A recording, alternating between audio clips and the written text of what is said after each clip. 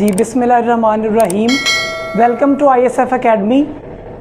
I am your course instructor of Human Nutrition and Dietetics, and my name is Mr. Zainul Abidin. In the last lecture we were talking about vitamins and minerals, and we studied about the basic introduction regarding vitamins and minerals, that vitamins are organic substances, while if you people talk about minerals, so they are defined as inorganic substances. So both vitamins as well as minerals, they are essential for your health. So in this lecture we shall start from water soluble vitamins.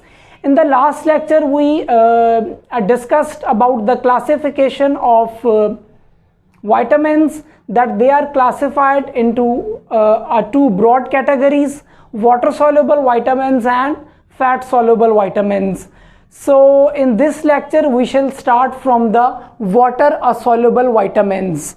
So if you guys talk about water soluble vitamins, they are those class of the vitamins that are only soluble in water. They cannot be soluble or they cannot be dissolved in fat.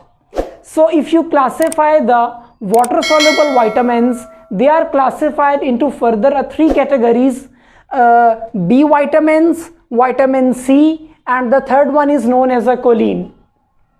In B vitamins, basically as I have already explained, that in B vitamins there are 9 vitamins: vitamin B1, B2, B3, B5, B6, B7, B9 and B12. Let us talk about B vitamins. So after enlisting the B vitamins, so what are the basic functions of the B vitamins? B vitamins, basically they are required for energy metabolism, as well as they are also required for transforming nutrients into the cellular structures. And if you guys talk about vitamin C, so vitamin C, it is also a water soluble vitamins, and it is required for the metabolic processes of your body. And if you people talk about choline, so it is required for the formation of lecithin and various other compounds. So now I shall start from the vitamin B1, which is the first water soluble vitamin. So the other name of vitamin B1 is a thiamine. In a simple language, you people call it a vitamin B1, or you can say it as a thiamine. So let us talk about the history of the vitamin B1, that how it was discovered. So in the historical perspectives, in 1897 there was a Dutch physician named as Ijekman. Basically he was working on the domestic fowls in the military hospital, and those domestic fowls, they were suffering from the muscular weakness of the legs and arms. So after 1897, Ijekman, he extracted the vitamin B1 from the rice that were being polished with the water and alcohol. So if you talk about the extraction of vitamin B1, in the simple or in the clinical terms, you people can say that vitamin B1, it was first extracted from the rice that were being polished with water and alcohol. Next, if you talk about the chemistry of the vitamin B1, so in the chemical or in the language of the chemistry, the vitamin B1, it is a white crystalline substance. It is present in the form of the crystals, and it is a white crystalline substance, and it is readily soluble in water. Readily means that although it is not completely soluble, but to some extent it is readily soluble in water, but it is not soluble in fats. Next, the absorption, transport, storage and excretion of the vitamin B1. That after you people ingest the vitamin B1, how it is absorbed, how it is transported, where it is stored, or how it is excreted from the human bodies. So in the absorption perspectives, the 90% of all water soluble vitamins, they are being absorbed in the first segment of the small intestine, which is known as a duodenum, and 90% of the vitamin B1, it is also absorbed in the small intestine. Only the remaining 10% absorption, it is being carried out in the large intestine or the other remaining segments of the small intestine, which are known as jejunum and ileum. So in the similar ways, if you talk about the transport, that how it is transported in your blood. So in the blood, vitamin B1 or thiamine, it can be as it is transported, or it can be transported in the form of the coenzyme. Because you people have well studied, or you are well aware that all of the vitamins, they also act as a coenzyme. Coenzyme means that such type of the substances that assist the function of the enzymes that are required in the various metabolic processes. You people can take example of the glycolysis, gluconeogenesis, glycogenolysis. All such are metabolic processes in which the various enzymes are required, and those enzymes functions are totally dependent on coenzymes. Next comes that where it is stored. So after being transported in the blood, the vitamin B1, although its storage is poor, but to some extent it is stored in your muscles as well as your liver, as you people can see here. And how it is excreted, if you people consume a vitamin B1 in the large amounts or beyond your recommended dietary allowances, so how it is excreted, the excess of the vitamin B1, it is excreted in the urine.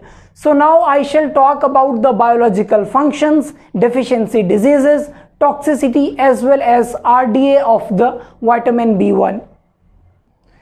So now what are the biological functions of vitamin B1 or thiamine? The active form of vitamin B1 in the human bodies, it is known as a thiamine pyrophosphate. It is abbreviated as TPP.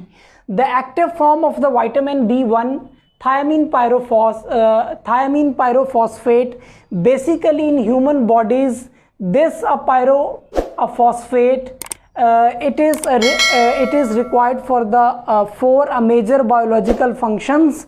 So overall, you people can say that thiamine, vitamin B1 or thiamine pyrophosphate, which is the active form, they are required for the metabolism of the carbohydrates as well as for the metabolism of the branched chain amino acids.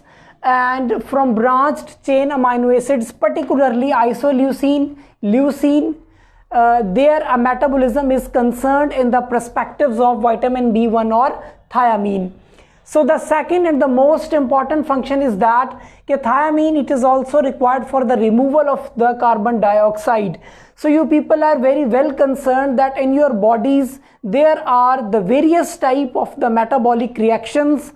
The two are carboxylation and decarboxylation.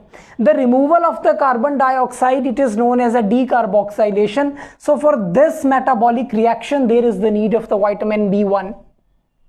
And the third and the most important function is for the metabolism of the carbohydrates, and the metabolic pathway is the glycolysis. Glycolysis means breakdown of the glucose, ultimately to gain energy for your bodies. So in glycolysis cycle, the pyruvate is converted to the acetyl-CoA. This is the simple example of the vitamin B1, that how it participates in the metabolic reactions. The fourth and the most important function is also that vitamin B1, it plays a crucial role in the nerve functions. So you people can also say that your nervous system of functioning, it is also dependent on the vitamin B1 or thiamine. So being a nutritionist or being a dietitian, it is also concerned for you people that in which type of the foods vitamin B1 it is present in a significant or a richest sources. For example, you people can discuss white bread, rolls, crackers, orange juice, bakery products, various type of the cereals like oats, wheat, barley, green beans, asparagus, organ meats, mushrooms. All of these are the significant and the richest sources in which vitamin B1 is present. The most important question is that how much the vitamin B1 is required for the different age groups, likewise for pregnancy, for lactation, for males, for females, as well as it is concerned for the children. So the recommended dietary allowance, which is abbreviated as RDA, for males who are 19 and above years old, for them the requirement is 1.2 milligrams per day.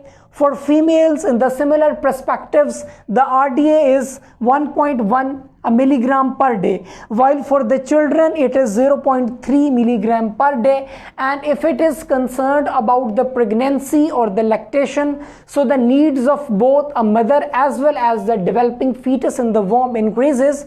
So the requirement of the thiamine in a pregnancy and lactation exceeds from 1.3 to 1.5 milligram per day.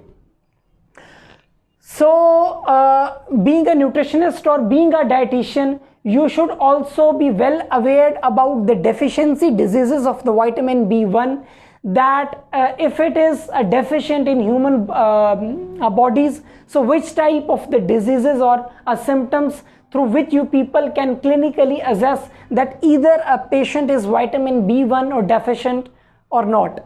So the deficiency diseases, the most prevalent disease is the beriberi. In a Sinhalese language, which is the Sri Lankan language, the term beriberi means I can't. I can't means that your muscles becomes weak. You people face the muscular weakness, and due to this reason in the Sinhalese language, Sri Lankan language, this is known as a beriberi. It has been classified into wet or the dry beriberi. This is the acute form of the muscular weakness, and it is the chronic or the prolonged you people can say that a muscular weakness, and it can lead towards the peripheral neuropathy as well.